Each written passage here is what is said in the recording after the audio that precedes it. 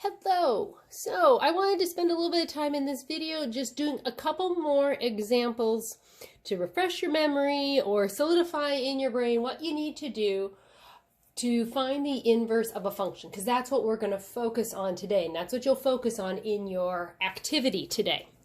So we looked at a couple of different things to start the lesson yesterday, but we're going to focus in just on taking a function and finding its inverse. So let's remember the process for that.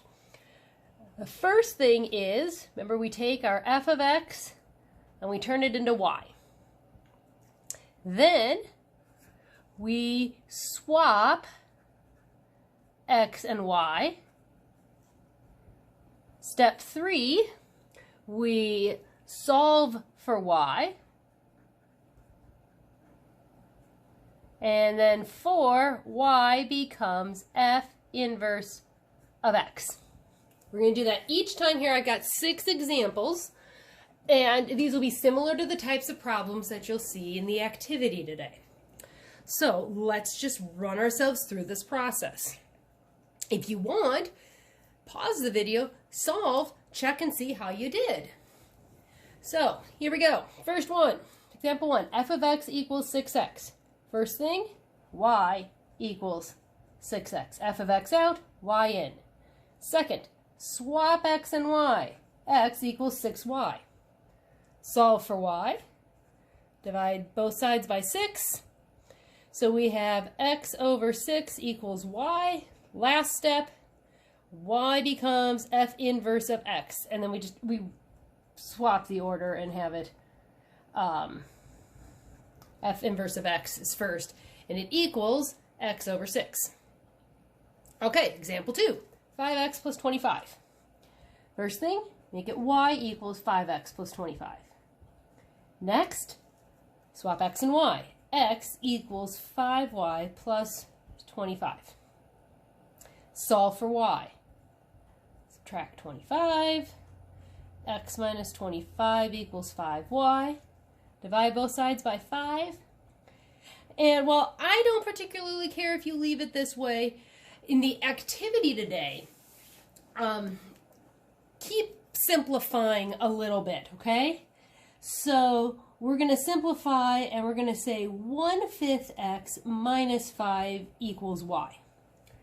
I'm okay with it being left this way. The way the answers are written in the activity today, they're going to be more like this, so just go that extra step. Or if you stop here and you're looking, I can't find that answer, but you see something similar, see if you can simplify yours to that, and then you should be good. Then the last step, f inverse of x equals 1/5 x minus 5. Okay, example 3. F of x equals x cubed plus 7. Okay, so we make it y equals x cubed plus 7. Swap x and y, so we have x equals y cubed plus 7. And we're literally just swapping the variables. The cubing, all that kind of stuff stays there. I know that seems weird, but we want these, remember when if you looked at a graph, things were reflected over y equals x. So in other words, x and y were flip-flopping spots. So we're going to make the same, so we're going to literally make that happen in the equation, and then we solve. So we solve for y now. Subtract 7, x minus 7 equals y cubed. Cube root both sides. So we have the cube root of x minus 7 equals y. Lastly, y is out, f inverse of x is in, and we say f inverse of x is equal to the cube root of x minus 7. That's the first 3 examples. Now for the second 3 examples. Okay, there we go.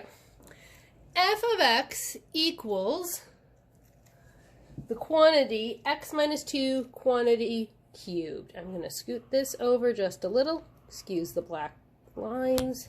There we go. There. This should work a little bit. There we go. That will work a little better. So you can see more of it. I was afraid I was going to write off the page. All right. Moving on. Y equals the quantity x minus 2 cubed. Swap x and y. x equals y minus 2. That quantity is cubed. How do we solve? Order of operation says we should cube root both sides. Cube root there, cube root there. So we now have the cube root of x is equal to y minus 2. Add 2. Remember, this 2 does not go under the radical. So we have the cube root of x plus 2 equals y. Then we put in f inverse. And we say f inverse of x is equal to the cube root of x plus 2. All right, example 5. We have f of x equals 3 over x plus 4. Now this is a little bit new. We have x in the denominator, but you notice x is nowhere else except in the denominator right here. So we can solve it just like we have been. If we had an x in the numerator also, then we would have to solve a little differently. We're going to get to that eventually, but that's not what we're doing right now with this section in our book.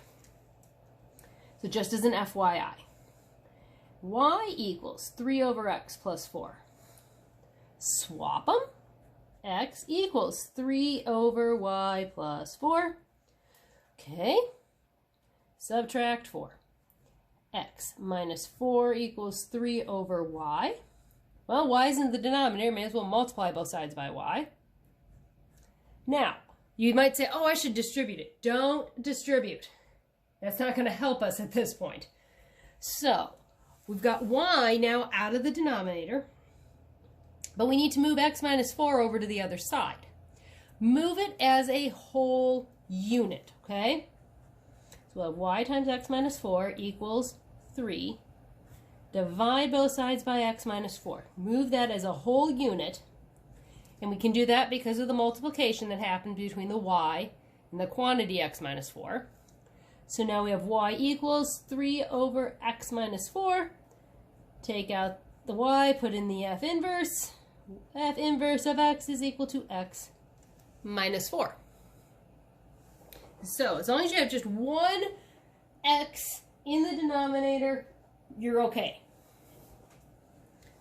All right, example 6. Once again, x is in the denominator. There's also a number with it, but we can deal with that. That'll be okay. And we're going to kind of treat it the same way as we did the x minus 4 above. So 5 over x plus 3, we now have y equals 5 over x plus 3. If I said minus 4, I meant plus. So we need to swap. X equals 5 over y plus 3. All right, so we need to get y out. But we can't just move the 3. We can't just move the y because there's addition going on between them. And so we have to treat them as a unit. So why not multiply by y plus 3? Multiply both sides by that. Now if I have y plus 3 essentially on the top, that cancels with the denominator. Over here I have y plus 3 times x equals 5. Now, once again, don't distribute yet. I mean, I suppose, no, you don't want to, because we want to get y by itself. If we distribute x in, now we're just going to have to get rid of it again later anyway. So we've got multiplication. Let's move that x over. Let's divide by x. We have y plus 3 equals 5 over x. That's okay. And then we subtract 3 from both sides. Y equals 5 over x minus 3. That kind of looks like the start of our last problem. All right, and then lastly, f inverse of x equals 5 over x minus 3. So these are the types of problems you'll see in the activity. Refer back to this to help you. You need some examples, and good luck in the clue game.